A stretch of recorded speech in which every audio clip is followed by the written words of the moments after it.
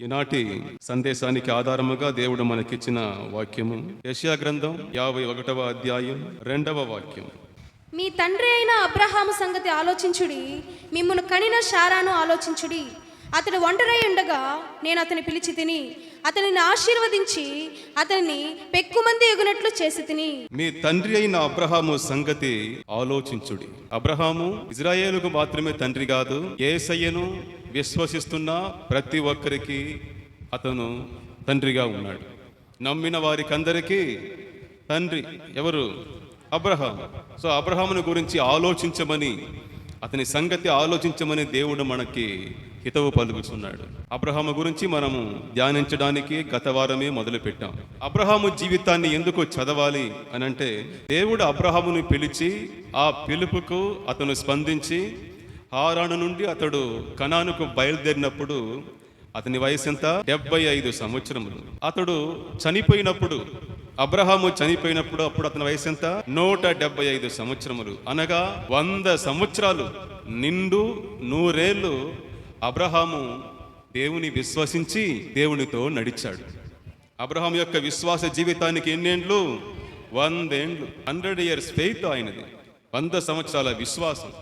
కాబట్టి అబ్రహాము జీవితాన్ని మనం సరిగ్గా అధ్యయనం చేస్తే విశ్వాసం అంటే ఏమిటి, విశ్వాసములో ఎలా మనం ఎదగాలి, విశ్వాసములో విశ్వాసానికి వచ్చే పోరాటాలు ఏమిటి, ఆ విశ్వాసాన్ని ఎలా కాపాడుకోవాలి, ఎలా విశ్వాసములో బలపడాలి, ఆ విశ్వాసం వలన వచ్చే ఆశీర్వాదాలు ఏమిటన్న సంపూర్ణ సత్యాన్ని, దేవుని యందు విశ్వాసాన్ని గూర్చిన సంపూర్ణ సత్యాన్ని మనం తెలుసుకోవచ్చును అబ్రహాము జీవితాన్ని మనం చదివితే. ఎందుకంటే ఆయన విశ్వాస జీవితము 100 సంవత్సరాలు సాగింది. సో పరిపూర్ణమైన ఎగ్జాంపుల్ అబ్రహాము మన విశ్వాస జీవితానికి. అందుకే మనము అబ్రహాము జీవితాన్ని చదవడం మొదలు పెట్టాము. దేవుడు అబ్రహామును పిలిచాడు. అస్తవ్యస్తమైపోయిన ఈ లోకము నుండి, పూర్తిగా దేవుని యొక్క చిత్తము నుండి తొలగిపోయిన ఈ లోకము నుండి దేవుడు అబ్రహామును అతని భార్య అయిన సారాను పిలిచాడు. గందరగోళమైపోయిన లోకము నుండి, గర్భఫలము లేని అబ్రహామును సారాను దేవుడు పిలిచాడు. ఎప్పుడు పిలిచాడు? అతడు కల్దీయుల దేశములో విగ్రహారాధికుడుగా ఉన్నప్పుడు దేవుడు అతన్ని పిలిచాడు. అతడు 75 ఏండ్ల ఏడు గలవాడై ఉన్నప్పుడు దేవుడు అతన్ని పిలిచాడు. పిల్లలు లేని శాపగ్రస్తమైన జీవితంలో అతడు ఉన్నప్పుడు దేవుడు అతన్ని పిలిచాడు. ప్రియులారా, మనల్ని కూడా దేవుడు పిలిచాడు. ఆయన పిలుపు ఉన్నతమైన పిలుపు. దేవుడు మనల్ని పిలిచిన పిలుపు ఉన్నతమైన పిలుపు, అది పరిశుద్ధమైన పిలుపు. ఈ లోకము నుండి, భ్రష్టత్వము నుండి దేవుడు మనల్ని వెలుపలకి బయటకు పిలిచాడు. ఆ పిలుపు పూర్తిగా కృపతో ఆధారపడింది. సో అబ్రహాములో ఏదో ఉన్నట్టు దేవుడు పిలవలేదు. మనల్ని పిలిచినప్పుడు కూడా మనలో ఏ గొప్పతనము లేదు. ఏదో గొప్పతనం ఉందని దేవుడు మనల్ని పిలవలేదు. మనల్ని గొప్ప వాళ్ళుగా చేయడానికే దేవుడు మనల్ని సపరేట్గా పిలిచాడు ఈ లోకం నుండి. అబ్రహామును దేవుడు ఎలా పిలిచాడు? తన మహిమ ప్రత్యక్షత ద్వారా పిలిచాడు, తన వాక్యము ద్వారా పిలిచాడు. God of glory, word of God, ఈ రెండిటి ద్వారా దేవుడు అబ్రహామును పిలిచాడు.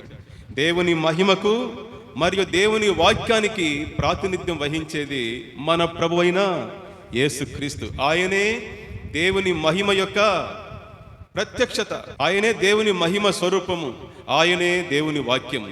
ఆదియందు వాక్యముండెను, ఆ వాక్యము దేవుని యొద్ద ఉండెను, ఆ వాక్యమే దేవుడై ఉండెను, ఆ వాక్యము శరీరధారి అయి మన మధ్యలోనికి వచ్చి నివసించాను.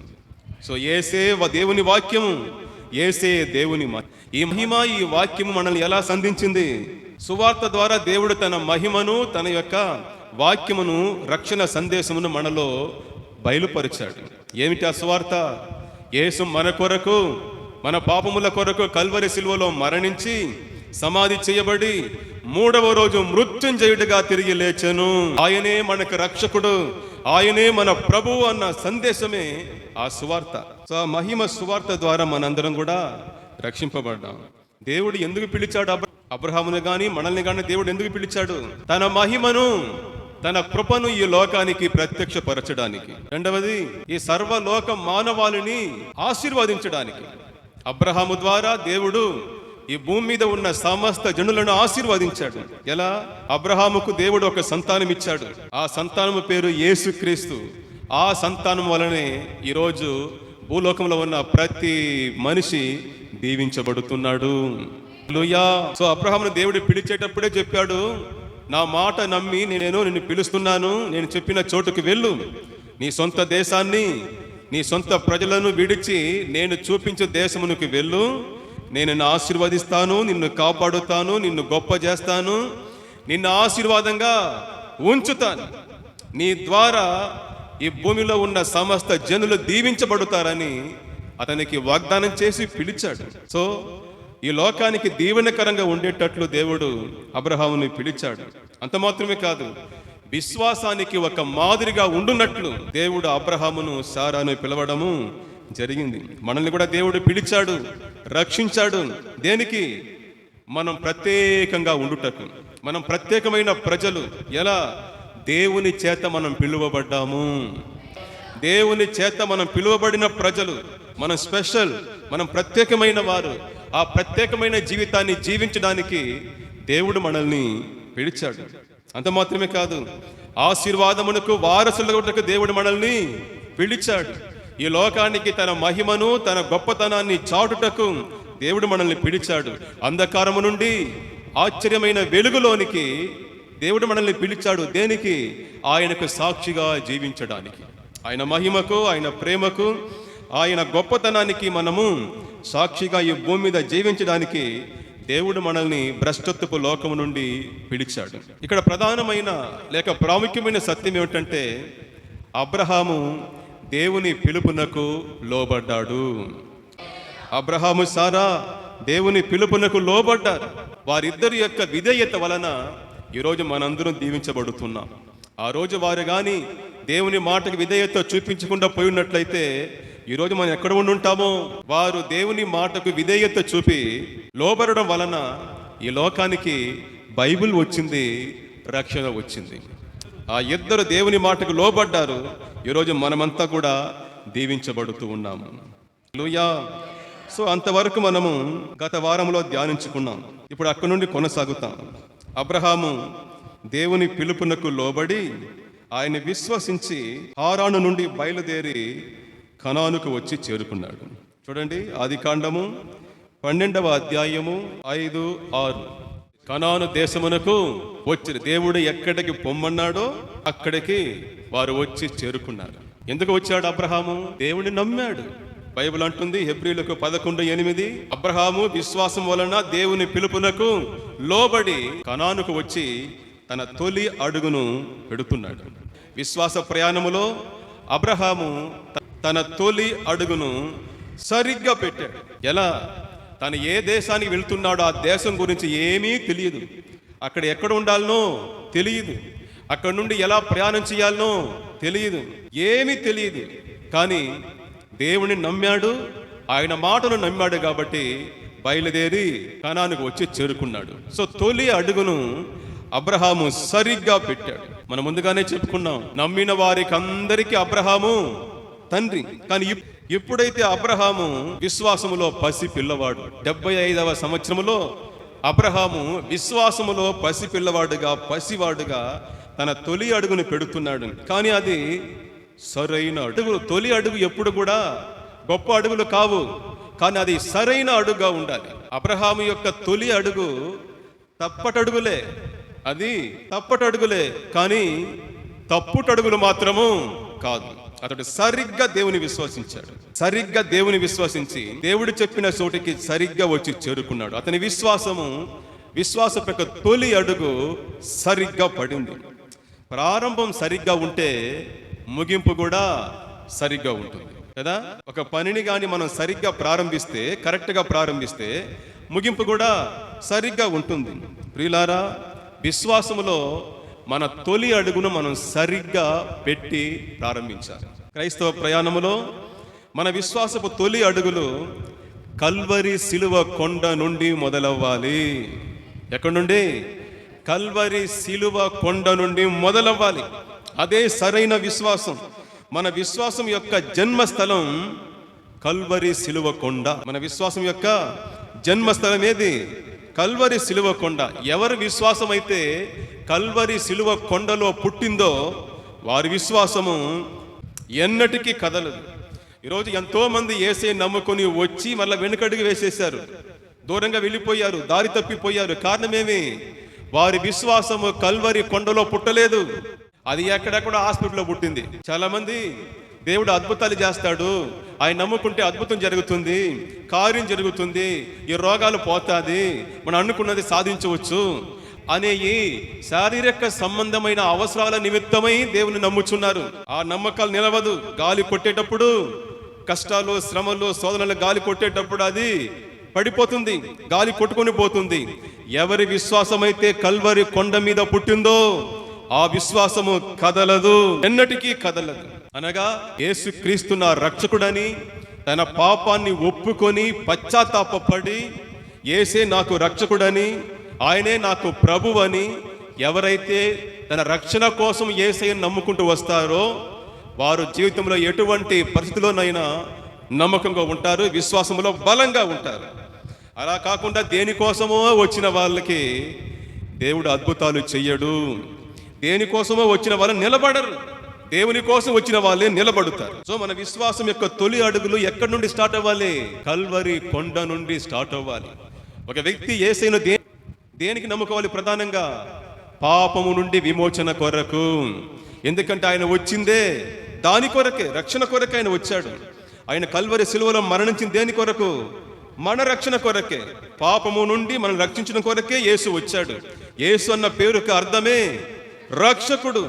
సో రక్షకుడిని రక్షణ కోసం నమ్మాలనే కానీ ఈ లోకపరమైన కోరికలు నెరవేరడం కొరకు నమ్మకూడదు. అలా నమ్మిన వాళ్ళు యేసయ్యలో నిలబడరు, బలపడరు, వారు గాలికి కొట్టుకొని పోతారు. ఈరోజు మన విశ్వాసం బలంగా ఉందంటే కారణము మన విశ్వాసము కల్వరి కొండలో పుట్టింది కాబట్టి. హల్లెలూయా. సో విశ్వాసపు తొలి అడుగు సరిగ్గా పడితే ఆ విశ్వాసము సంపూర్తి అవుతుంది, ఆ విశ్వాసం బలపడుతుంది, ఆ విశ్వాసము ఎదుగుతుంది. అబ్రహాము తన తొలి అడుగును సరిగ్గా పెట్టాడు. 12వ అధ్యాయము 7వ వాక్యం చెప్తుంది, కనానుకు వచ్చి చేరుకున్న తర్వాత ఏం జరిగిందో చూడండి. యెహోవా అబ్రహాముకు మరలా ప్రత్యక్షమయ్యాడు. దేవుడు అబ్రహాముకు మరలా ప్రత్యక్షమయ్యాడు. ఎందుకు మరలా ప్రత్యక్షమయ్యాడు? అబ్రహాము దేవుని మాటకు లోబడి ఆయన చెప్పిన చోటుకి వెళ్ళాడు కాబట్టి, విధేయత స్థలములో ఉన్నాడు కాబట్టి దేవుడు మరలా అతనికి ప్రత్యక్షమయ్యి ఒక నూతన వాగ్దానం ఇస్తున్నాడు. ఏమిటా వాగ్దానము? ఈ ల్యాండ్ అంతా నీకు ఇస్తానయ్యా. అది పరదేశిగా వచ్చినాడు, సొంత దేశం కాదు, అది సొంత ఊరు కాదు. కానీ దేవుడు చెప్పాడు, ఈ దేశం అంతటిని, ఈ ల్యాండ్ అంతటిని నేను నీ సంతానానికి ఇస్తాను అని చెప్పేటప్పుడు అతనికి సంతానమే లేదు, గొడ్రాలుగా ఉన్నారు వాళ్ళు. కానీ దేవుడు చెప్పాడు, అబ్రహామా నన్ను విశ్వసించి నేను పొమ్మన్న చోటికి, రమ్మన్న చోటికి వచ్చి చేరావు గనుక ఇదిగో నేను ఈ దేశం మొత్తాన్ని నీకు ఇస్తానన్నాడు, నీ సంతానానికి ఇస్తాను. ప్రియులారా, మనము గాని దేవుడు చెప్పిన చోట్లో ఉంటే, దేవుని మాటకు విధేయత చూపి మన తొలి అడుగుని పెడితే మరో అడుగు పెట్టడానికి దేవుడు మనల్ని బలపరుస్తాడు. హల్లెలూయా. ఆయన మరలా ప్రత్యక్షమయ్యి తన వాక్కు చేత మనల్ని ఏం చేస్తాడు? బలపరుస్తాడు. ఎవరైతే ఆయన చిత్తమును గ్రహించి ఆయన ఇష్టానుసారంగా జీవిస్తారో వారిని దేవుడు మరలా బలపరుస్తాడు. ఆ బేతెస్త కోనేటి యొద్ద 38 సంవత్సరాలుగా ఒక బలహీనుడు పడి ఉన్నాడు, పక్షవాతం గలవాడు. యేసు ప్రభు వచ్చి స్వస్థపడ కోరుచున్నావా అని చెప్పి ఏం చేశాడు? అతన్ని స్వస్థపరచాడు. అతను బాగా అయిపోయినాడు, వెళ్ళిపోయినాడు. కానీ అంతటితో యేసు ప్రభు వదిలేయలేదు. మరలా అతన్ని దేవాలయంలో దర్శించి ఆ వ్యక్తితో చెప్తాడు, ఇదిగో నువ్వు స్వస్థపడ్డావు, మరి ఎక్కువ కీడుని కలగకుండానట్లు ఇకను పాపము చేయకము, ఇకను పాపం చెయ్యొద్దు. మరలా అతన్ని దర్శించి అతన్ని బలపరుస్తున్నాడు. మన దేవుడు మరలా దర్శించే దేవుడు. ఆమేన్. విధేయత బాటలో మనం ఉంటే దేవుడు మనల్ని మరలా దర్శించి మనల్ని బలపరుస్తాడు. మనం యోహాను సువార్త 21 చదివితే అక్కడ పునరుద్ధానుడైన యేసుక్రీస్తు తన పునరుద్ధానపు దర్శనాన్ని శిష్యులకు ఇచ్చి వారి యొక్క విశ్వాసాన్ని బలపరుస్తున్నాడు, వారి విశ్వాసాన్ని బలపరుస్తున్నాడు. ఎందుకంటే వారందరూ భయంతో ఉన్నారు, సందేహంతో ఉన్నారు. సో ఆ ప్రతి ఒక్కరిని దేవుడు మరలా యేసు ప్రభు మరలా దర్శనమిచ్చి వారిని బలపరుస్తున్నాడు. అది ఎంత ఆదరణ! అబ్రహాము సారా ఇప్పుడు ఓ కొత్త దేశంలో ఉన్నారు. అది చాలా ప్రమాదకరమైన దేశము. రాక్షసులు ఉన్నారు, ఏ మాత్రం కనికరం లేని ప్రజలు, వాళ్ళు క్రూరులు, పొరటు మనుషులు. అలాంటి ప్రజల మధ్యలో వారు ఉంటుండగా దేవుడు ఇచ్చిన ఈ దర్శనము, ఈ వాగ్దానము వారిని ఎంతోగానో బలపరిచింది, వారికి ఆదరణ ఇచ్చింది. ప్రియులారా, మన విశ్వాసములో నడిచినప్పుడు దేవుడు మనకు తోడున్నాడన్న సత్యాన్ని మనం గ్రహిస్తాం. ఆ తర్వాత మనం దేనికి భయపడవలసిన అవసరము లేదు.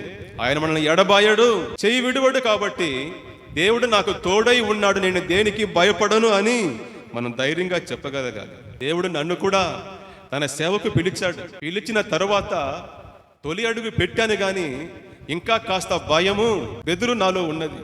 కానీ దేవుడు అదే తన 10 దర్శనాలను ఇచ్చి దేవుడు నన్ను ఈ సేవలో బలపరిచాడు, నిలబెట్టాడు. ఆయన చిత్తానికి మనల్ని మనం సమర్పించుకుంటే దేవుడు మరలా మనల్ని దర్శించి మనల్ని బలపరుస్తాడు. ఎలా ముందుకు సాగాలో మనతో మాట్లాడతాడు. ఆయన ఎవరు? మాట్లాడే దేవుడు. ఆమేన్. ఆయన మాట్లాడే దేవుడు, జీవముగల దేవుడు. కాబట్టి మనం దేనికి భయపడవలసిన అవసరం లేదు.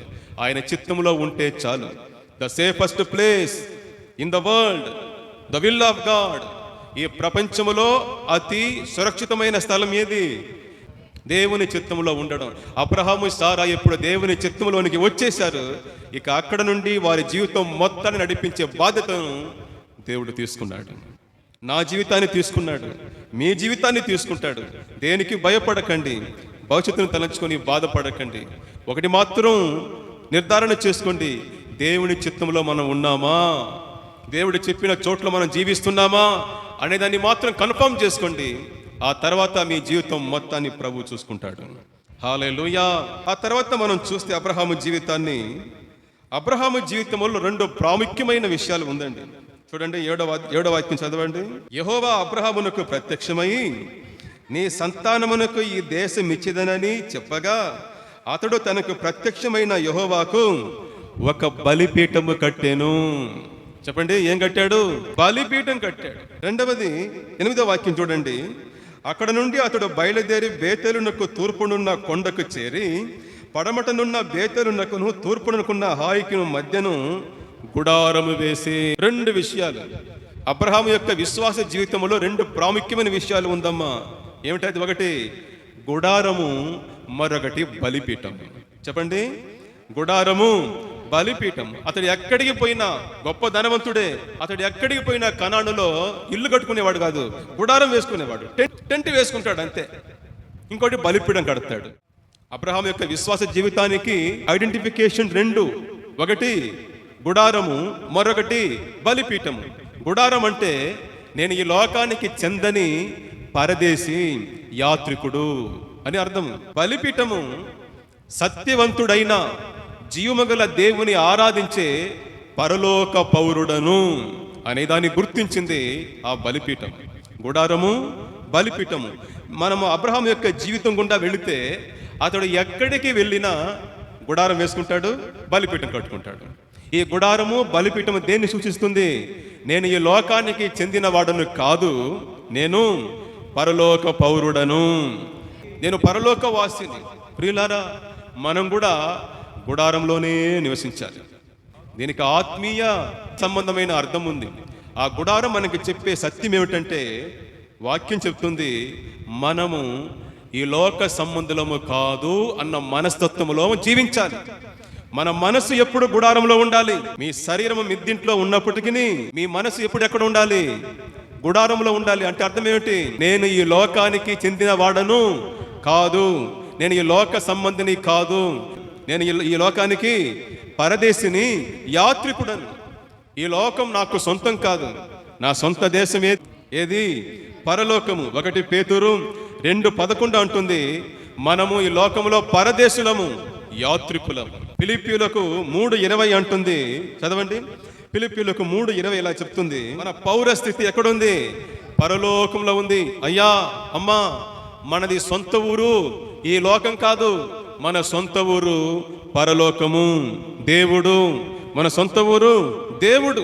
ఆయన ఉన్న ఆ చోటే మన సొంత ఊరు. మన అక్కడి నుండే వచ్చాము. ఈ లోకములో మనము పరదేశులము, యాత్రికులము. కాబట్టి మన మనసంతా ఎప్పుడు దేని మీద ఉండాలి? దేవుని మీదనే ఉండాలి. దేవునికి సంబంధించిన విషయాల మీదనే ఎక్కువగా ఉండాలి. ఈ భూమి మీద మనము పరలోక సంబంధులుగా జీవించాలి, పరలోకపు విలువలతో జీవించాలి, పరలోకపు సంస్కృతితో జీవించాలి, పరలోకపు భాషలో జీవించాలి, పరలోకపు ప్రవర్తనతో ఈ భూమి మీద మనం జీవించాలి. ఎందుకంటే మన సొంత ఊరు ఈ లోకం కాదు, పరలోకం. చిన్ననాటి నుండి నేను ఏర్పేడులో ఒక వ్యక్తిని చూస్తూ ఉన్నాను. అతనిది కేరళ. మా తాత అవ్వల కాలం నుండి అతను ఉన్నాడు. అంటే యవ్వన కాలం నుండి ఏర్పేడులో ఉన్నాడు. ఇక్కడనే పక్కన ఒక ప్రైవేట్ కంపెనీలో పనిచేస్తూ ఉన్నాడు. అతనికి పెళ్లి చేసుకోవలసిన సమయం వచ్చినప్పుడు కేరళకి వెళ్ళి పెళ్లి చేసుకుని వచ్చినాడు. ఇక్కడ ఉన్న అమ్మాయిని ఎవరిని పెళ్లి చేసుకోలే. వాళ్ళ పిల్లలందరినీ కూడా వారి భాషలోనే చదివించాడు. వాళ్ళ భాష కేరళ భాష, మలయాళమే మాట్లాడతారు. వాళ్ళు తినే ఆహారము, వాళ్ళు ధరించే వస్త్రాలు, వారి యొక్క ప్రవర్తన తీరు, వారి సంస్కృతి, వారి పండుగ అన్నీ కూడా కేరళ సంబంధించింది. ఈ మధ్యలో ఒకసారి మాట్లాడినాను నేను. ఈ మధ్యలో ఒకసారి మాట్లాడితే ఆయన అన్నాడు, జేకబ్, నేను కొద్ది సంవత్సరాల్లో రిటైర్డ్ అవుతున్నాను, నేను మా ఊరికి వెళ్ళిపోతున్నాను, అక్కడ ఇల్లంతా కట్టేశాను అంటున్నాడు. ఇక్కడ దాదాపు ఆయన 40 సంవత్సరాలు జీవిస్తున్నాడు. ఎక్కడ? ఏర్పేడులో 40 సంవత్సరాలు. కానీ 40 సంవత్సరాలు అక్కడ ఇల్లు కట్టుకోలేదు. ఇక్కడ ఇల్లు ఎక్కడ కడుతున్నాడు? కేరళలో కడుతున్నాడు. ఎందుకు కేరళలో కడుతున్నాడు? కేరళలో ఎందుకు కడుతున్నాడు? అది ఆయన సొంత ఊరు. హల్లెలూయా. సొంత ఊరు ఏది? మనకి సొంత క్రైస్తవులారా, మన సొంత ఊరు ఏది? దేవుడు, పరలోకం. కాబట్టి మన ఆలోచన అంతా, మన యొక్క నడవడికలంతా, ప్రవర్తన అంతా, విలువలంతా, మన సంస్కృతి అంతా, భాష అంతా ఎలా ఉండాలి? పరలోక సంబంధమైనదిగా ఉండాలి. ఆమేన్. యేసయ్య చెప్పాడు యోహాను 17:14లో, నా శిష్యులు ఈ లోకానికి సంబంధించిన వాళ్ళు కారు అన్నాడు. మనం ఎవరు ఈ లోకానికి సంబంధించిన వాళ్ళము కాదు. గలతీయులకు 6:14లో పౌలు అంటాడు, ఈ లోకానికి నేను ఈ లోకానికి సిలువ వేయబడ్డాము, సత్యం అంటున్నాడు. నేను ఈ లోకానికి సచ్చాను. ఈ లోకం సంబంధించిన ఆశలు ఏది నాలో లేదు. ఈ లోకానికి నేను కూడా సచ్చాను. ఈ లోకానికి సంబంధించిన ఏది కూడా నాలో లేదు. నేను లోకంలో లేదు, లోకము నాలో లేదు. సత్యం అంటున్నాడు. లోకము సచ్చింది, నేను సచ్చాను, ఒకరికొకరు చనిపోయినాము. ఇప్పుడు నేను జీవించేదంతా యేసయ్య కొరకే. నా ఆలోచన అంతా, నా మనసంతా యేసే నిండి ఉన్నాడు, పరలోకమే నిండి ఉంది.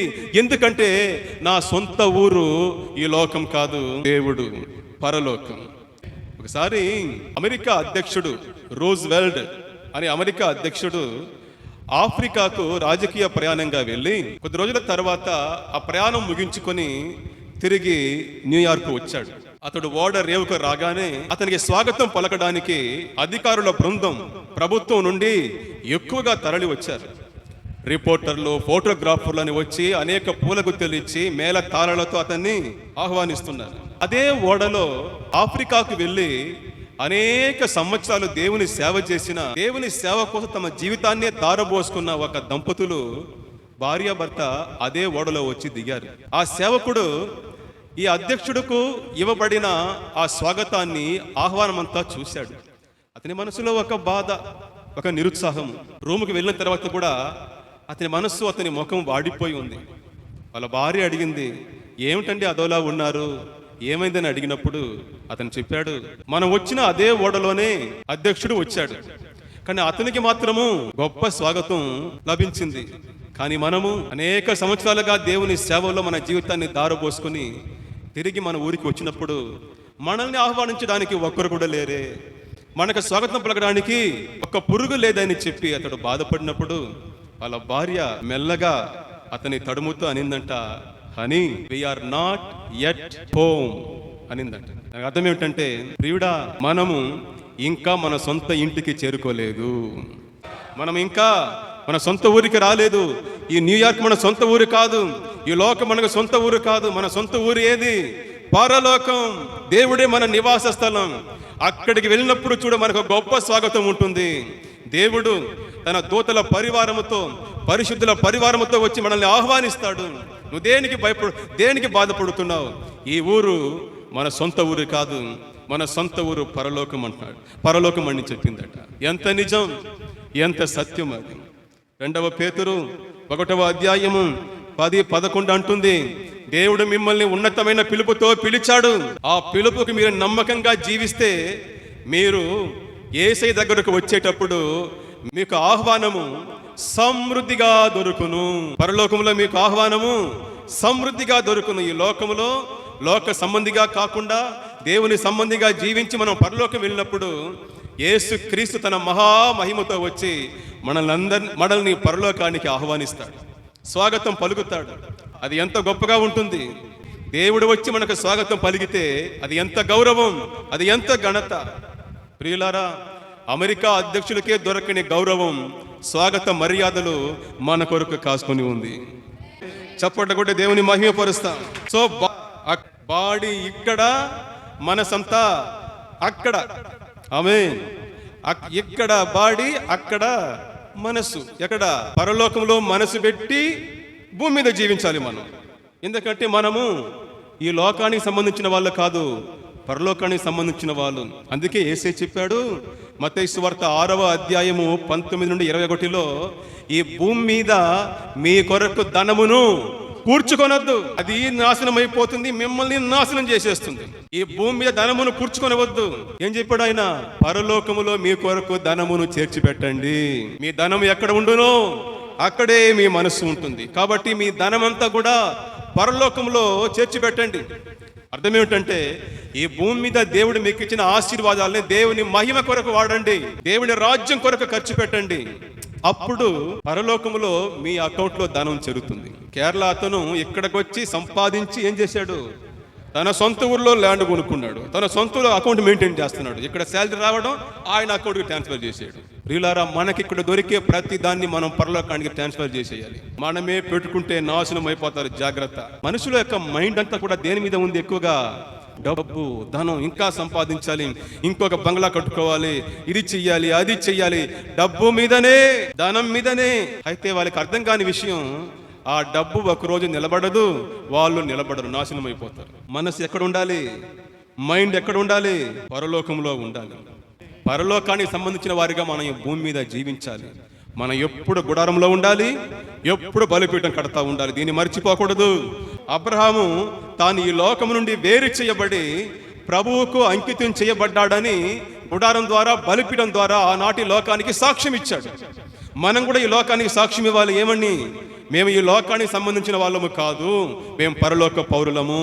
సో మన నడవడిక, మన మాటలు, మన క్రియలు, మన ఆచారాలు, మన పద్ధతులు అన్నీ కూడా పరలోకానికి సంబంధించిందిగా ఉండాలి. అలా మనం జీవించాలి. మనం ఎప్పుడు గుడారంలోనే ఉండాలి, బలిపీఠం కడుతూ ఉండాలి. సో శరీరం ఇక్కడ, మనసు అక్కడ పెట్టుకొని బతకాలి. ఆ తర్వాత మనం చూస్తే 12:8 చదవండి. ఆదికాండం 12:8. సో ఇక్కడ అబ్రహాము, సారా తూర్పు నుండి పడమటకు ప్రయాణం చేస్తున్నారు. తూర్పు నుండి పడమటకు అనగా హాయి నుండి బేతేలుకి వెళ్ళే మార్గం మధ్యలో గుడారం వేసుకుంటున్నారు. హాయి నుండి బేతేలుకి వెళ్తున్నారు, ఈస్ట్ నుండి వెస్ట్కు వెళ్తున్నారు. బైబిల్లో వ్రాయబడిన ప్రతి చోటికి ఒక ఆత్మీయ అర్థం ఉంది, సత్యం ఉంది. హాయి అనగా నాశనం అని అర్థం. బేతేలు అనగా దేవుని మందిరం. బేతేలు అనగా అర్థం ఏమిటి? దేవుని మందిరం, దేవుని ఇల్లు, దేవుని గృహము అని అర్థం.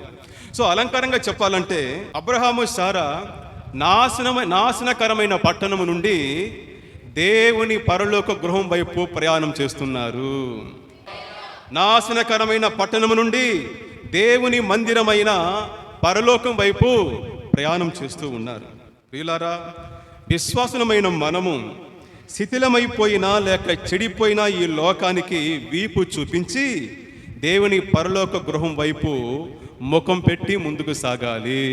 ఈ లోకం నాశనకరమైనది.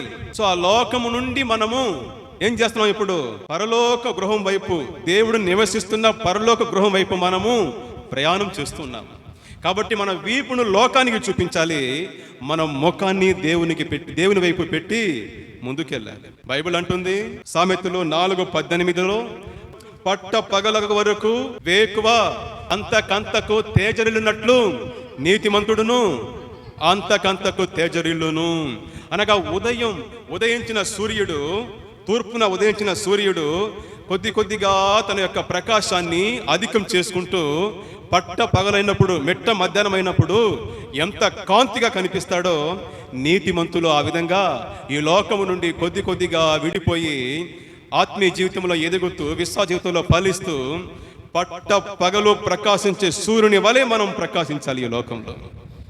మనం నీతిమంతులం. ఎలా నీతిమంతులం? యేసయ్యను నమ్మినందువలన నీతిమంతులం. మనం ప్రకాశించాలి, మనం ఎదగాలి. కానీ బాధకరం, ఇర్మియా గ్రంథము 2:27, 32, 33 దేవుడు అంటున్నాడు, ఇర్మియా, నా ప్రజలు నాకు వీపు చూపిస్తున్నారయ్యా, నా వైపు ముఖం తిప్పక, నా వైపు ముఖం పెట్టక ఏం చేస్తున్నారు? వీపును నా వైపు తిప్పి ఉన్నారు.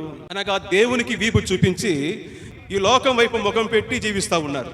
ఎంత బాధకరం! సృష్టికర్త రక్షకుడు దేవుని వైపు వీపు చూపించేస్తున్నారు, ఈ లోకం వైపు తిరుగుతూ ఉన్నారు. వారి ముఖము లోకం వైపు ఉంది, వీపు దేవుని చూపిస్తున్నారు. ఎంత అవమానం అది! అనగా వాళ్ళు ఏం చేస్తున్నారు? దేవుని అగౌరవపరుస్తున్నారు, దేవుని అవమానపరుస్తూ ఉన్నారు. దేవుని కన్నా లోకాన్ని ఎక్కువగా ప్రేమిస్తున్నారు. లోక సంపదలు, లోక కోరికలు, లోక ఆశలు, శరీరేచ్ఛలను ఎక్కువగా ప్రేమించే వాళ్ళందరూ దేవునికి వీపు చూపించేసి ఈ లోకానికి ముఖాన్ని చూపిస్తున్నారు. ఈ లోకము నుండి, ఈ లోకం యొక్క భ్రష్టత్వం నుండి, నాశనకరమైన ఈ లోకము నుండి మనము కొద్ది కొద్దిగా ఏం చేయాలి? దూరం అయ్యి పరలోక గృహానికి చేరుకోవాలి. మనం నీతిమంతులు ప్రకాశిస్తూ ఉండాలి. చివరిగా 9వ వాక్యం చదువుతాం, 12:9. అబ్రహాము ఇంకా ప్రయాణం చేయొచ్చు. అబ్రహాము యొక్క విశ్వాస ప్రయాణం ఒక చోట్లో ఆగిపోలేదండి. అబ్రహాము యొక్క విశ్వాస ప్రయాణం ఒక చోట్లో ఆగిపోలేదు. అబ్రహాము విశ్వాస ప్రయాణంలో ముందుకెళ్తానే ఉన్నాడు. అబ్రహాం యొక్క విశ్వాస ప్రయాణంలో ఆయన ప్రయాణం చేసిన ఆ కార్యాలని వివరించే వాక్యం యొక్క క్రియల్ని మనం కానీ చదివితే, అబ్రహాము విశ్వాస ప్రయాణంలో ఒక చోట్ల ఆగిపోలేదు, ముందుకు సాగిపోతానే ఉన్నాడు. చూడండి, 12వ అధ్యాయం 4వ వాక్యంలో చెప్తుంది, అబ్రహాము హారాను నుండి బయలుదేరెను. అక్కడ ఏముంది మాట? బయలుదేరెను. 12:5లో అంటుంది, కనాను దేశమునకు వచ్చిరి. ఆ తర్వాత 6వ వాక్యం అంటుంది, సంచారము చేసి. ఆ మాటలు గమనించండి, 6 సంచారము చేసి. ఆ తర్వాత 8వ వాక్యంలో అంటుంది, అక్కడ నుండి అతడు బయలుదేరి, అక్కడ నుండి మరలా బయలుదేరి. ఆ తర్వాత 9వ వాక్యం అంటుంది, ఇంకా ప్రయాణము చేయొచ్చు.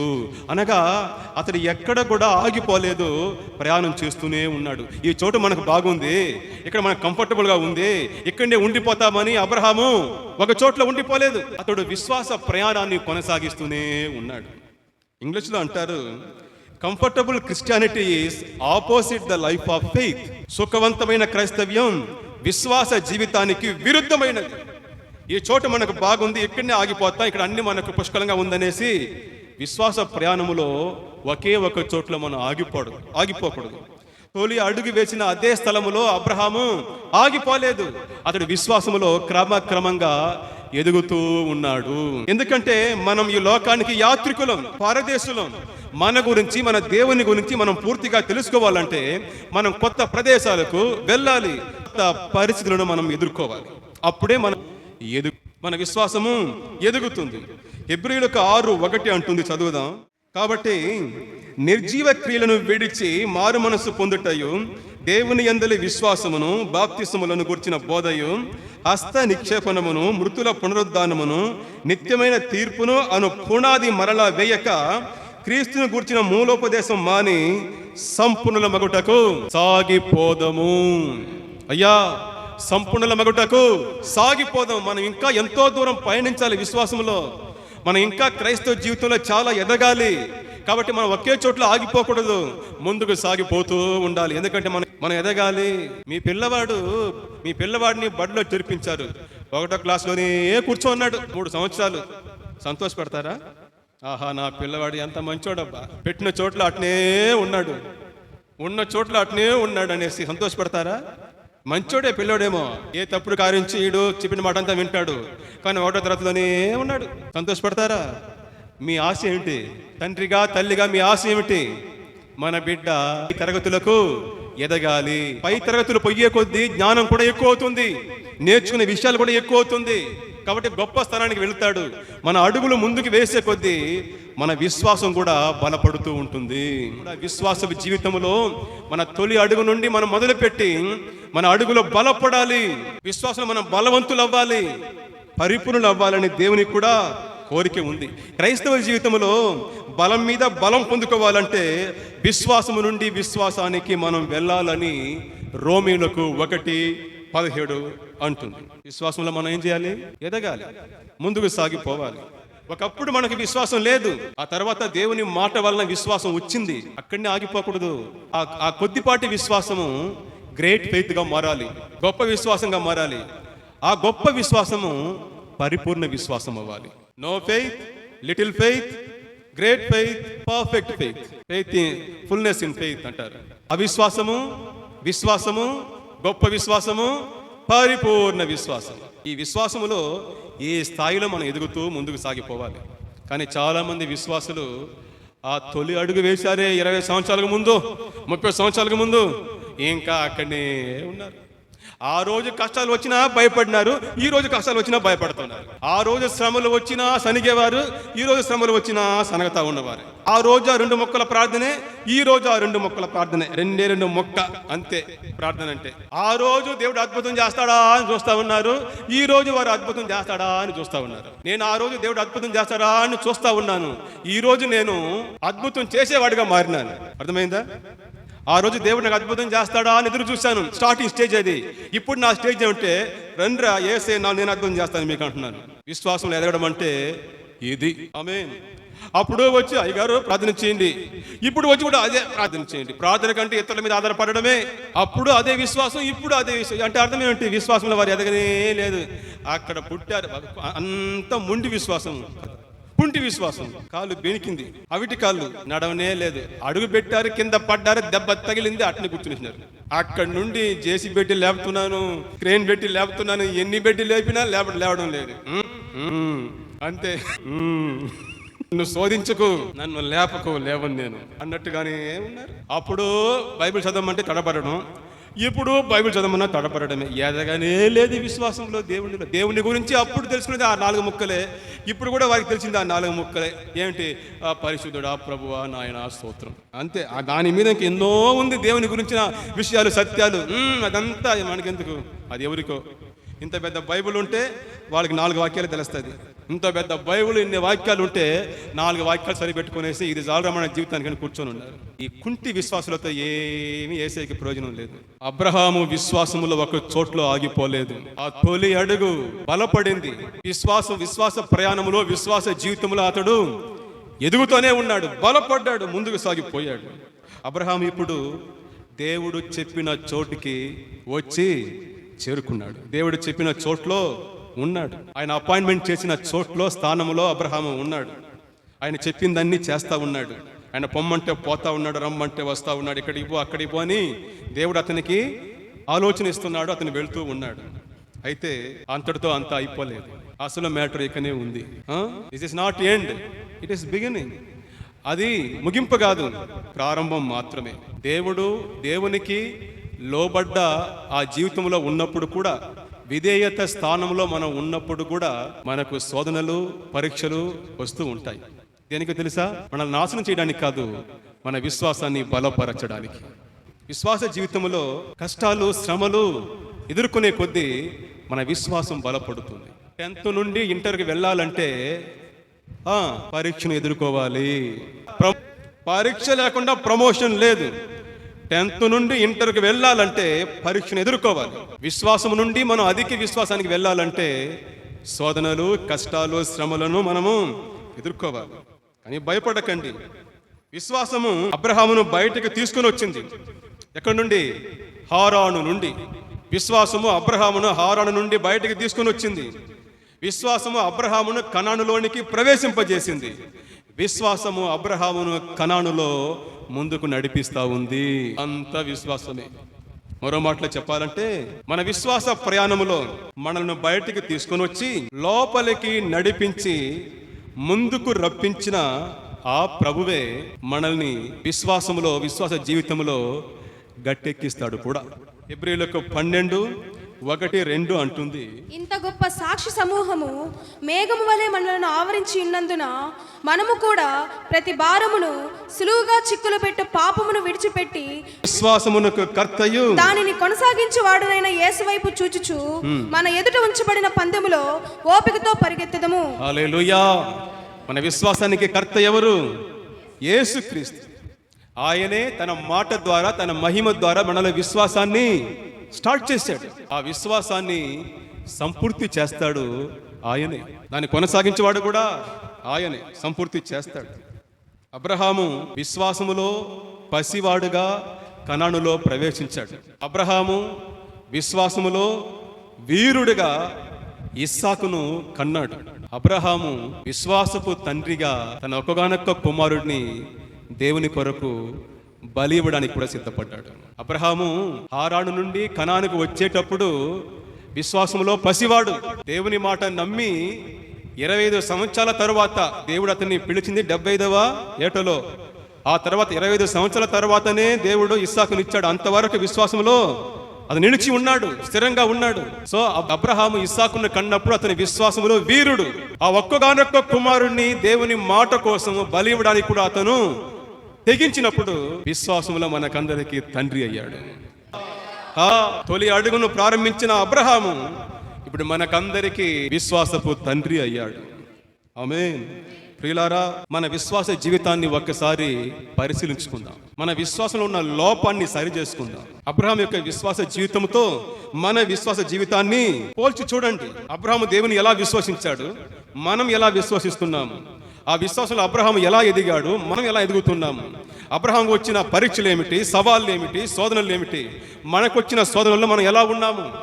ఇలా అబ్రహాం యొక్క విశ్వాస జీవితంతో మన యొక్క విశ్వాస జీవితాన్ని పోల్చి చూసి మన లోపాలని సరి చేసుకుందాము. అందుకే దేవుడు అన్నాడు, మీ తండ్రి అయిన అబ్రహాం యొక్క సంగతి ఆలోచించుడి, ఆలోచించి నన్ను నమ్మండి. అతడు ఒంటిగా ఉన్నప్పుడు పిలిచాను, ఈరోజు ఒక జాతికే తండ్రిగా చేశాను అతన్ని. అలాంటి నన్ను అబ్రహాము నమ్మినట్లుగా నమ్మండి, నన్ను విశ్వసించండి అని దేవుడు మనకు మరలా పిలుపునిస్తున్నాడు. మన యొక్క విశ్వాసంలో ఉన్న లోపాన్ని సరి చేసుకోమని దేవుడు మనకి మరలా పిలుపునిస్తున్నాడు. ఆ విశ్వాసానికి తండ్రి ఎవరు? అబ్రహాము. పిల్లలు ఎవరు? మనము. సో అబ్రహాముకు అనుగ్రహించిన ఆశీర్వాదాలకు మనం కూడా వారసులమే. విశ్వాసానికి మాత్రం కాదు, ఆశీర్వాదాలకు కూడా మనం వారసులం. కాబట్టి మనం అబ్రహాము జీవితాన్ని అనుసరిస్తాం. ఆ తర్వాత అబ్రహాముకు వచ్చిన శోధనలు ఏమిటి, కష్టాలు ఏమిటి, ఆ శోధన కాలంలో విశ్వాసాన్ని ఎలా నిలబెట్టుకున్నాడు, దేవుడు అతని విశ్వాసాన్ని ఎలా బలపరచాడన్న విషయాన్ని మనము వచ్చే వారం ధ్యానించుకుందాం. మన అబ్రహామును చదువుదాం, విశ్వాసంలో బలపడుదాం. ప్రార్థన చేస్తాం.